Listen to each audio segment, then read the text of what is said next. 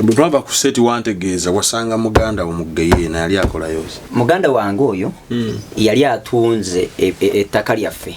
Kati bolo ko bali beyagaliza. Balondangamu amataka ag'ebbeeyi agali awantu awalungi.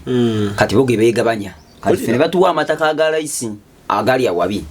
Kakati ebyembi nga binajja. Tata baffe bamala okufa. Ateraba ettaka lyabwe erimu dino bano ne bagoba abantu. Yali mu kiboga eyo ne bagoba abantu.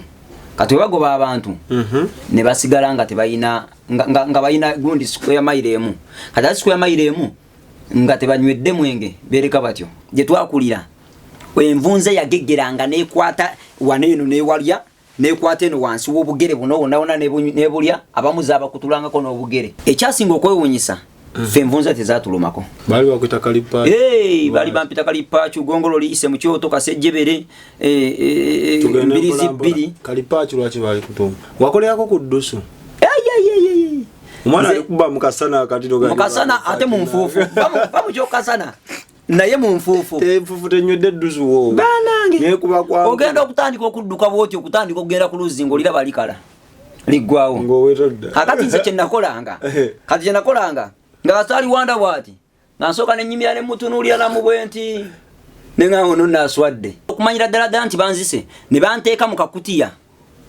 Nze nali mutono nnyo nga ndi awusitegerekeka. Ne banteeka mu kakutiya ne bansula mu mwala ogwo mwala gwe bayita kitumbi ekiboga ogw'amayanja. We bagunsulamu nebo ne bagenda ne bamanya nti awo siridda. Bakawonya. Banyabo ne baseba bampuliriza amaziga amayanja g'omugga. Gansesema ne gansula waggulu ku bitoogo. Ngoli mukaveera. Ngani mukaveera kange. Nga kasibe. Kati mbu abantu abali bayitawo bagamba we batyo we bangamba nti bo bali balonza akabizzi. Ngali mutono nnyo. Nali mutono nga ate ndi muli mu kakutiya nga nkubagana bali balonza embizzi oba akabizzi.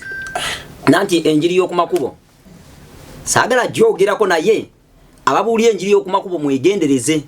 Ate olw'ensonga eyo naye kankayite mu katono naye temunkuba temunnwanyisa wabula kibuuze Mukama akuwa okubikkulirwa kwakyo.